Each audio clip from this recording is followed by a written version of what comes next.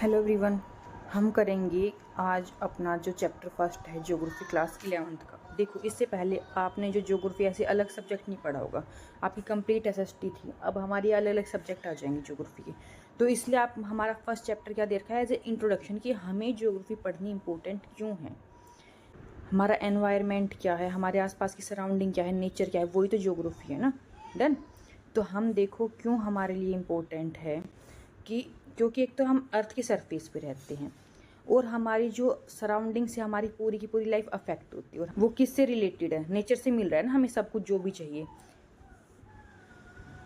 और जो हमारी प्रीमेटिव सोसाइटी मतलब पहले के जो हम इंसान थे वो तो बिल्कुल ही नेचुरल रिसोर्स पे डिपेंड थे। हमें हर चीज़ खाना पीना रहना घर सब कुछ ही डिपेंड हमारा किस पे था, नेचर पे। अब तो बल्कि हमने टेक्नोलॉजी या टाइम के अनुसार हमको खुद को चेंज कर लिया। फिर हमें फिनोमिना पता चलेगा, फिर हो जाएगा कि हम डाइवर्स लैंड और पीपल के बारे में समझेंगे, और जो चेंज हो रहा है टाइम के साथ वो हम समझ सकते हैं ज्योग्राफी को पढ़ के। हम इन्वेस्टिगेट कर सकते हैं कि ये जो हमारे आसपास जो भी चीज़ें हो रही है वो क्यों हो रही है, किस कारण से हो रही है, समझ गए। और अगर हमें मैप्स वगैरह बनवाने हैं या अर्थ की सरफेस को ग्लोब को समझना है तो भी हमें ज्योग्राफी समझनी बहुत इंपॉर्टेंट है। आएगा व्हाट इज ज्योग्राफी। देखो, ज्योग्राफी आपके शॉर्ट क्वेश्चन में आ सकता है व्हाट इज ज्योग्राफी, तो आप क्या बताओगे। ज्योग्राफी क्या डिस्क्रिप्शन ऑफ अर्थ है कि हम उसमें ज्योग्राफी की पूरी फिजिकल सोशल और कल्चरल सारे फीचर्स पढ़ते हैं। और जो ये ज्योग्राफी की टर्म थी फर्स्ट टाइम किसने दी थी, एरिस्टोथेनीज ने दी थी, ग्रीक स्कॉलर थे ये 276 से 194 बीसी तक। ये आपका बहुत इंपॉर्टेंट क्वेश्चन बनता है यूजीसी नेट वगैरह में, ठीक है।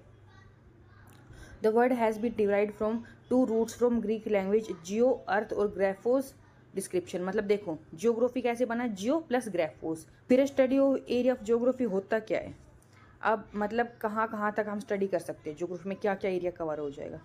ये क्या है, डिफरेंट है अदर साइंस से। इसमें क्या है, मैटर और मेथड यूज़ करते हैं सेम टाइम पे close related to other discipline. अब मैं देखूंगी कौन कौन से सब्जेक्ट से मेरा ज्योग्राफी कैसे रिलेटेड है।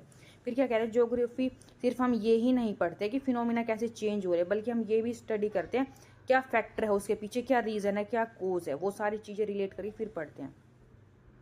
जो ज्योग्राफिकल फिनोमिना वो फिजिकल और ह्यूमन और दोनों ही होता है, ये स्टैटिक नहीं होता, एक डायनामिक होता है।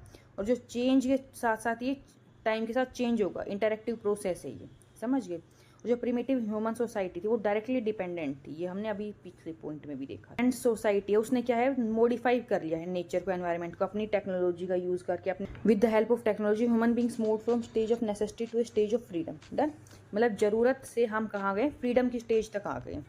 As a human social discipline geography studies the spatial organisation and spatial integration, कि हम एज ए किसी लैंड से रिलेटेड, स्पेस से रिलेटेड पूरी ऑर्गेनाइजेशन की स्टडी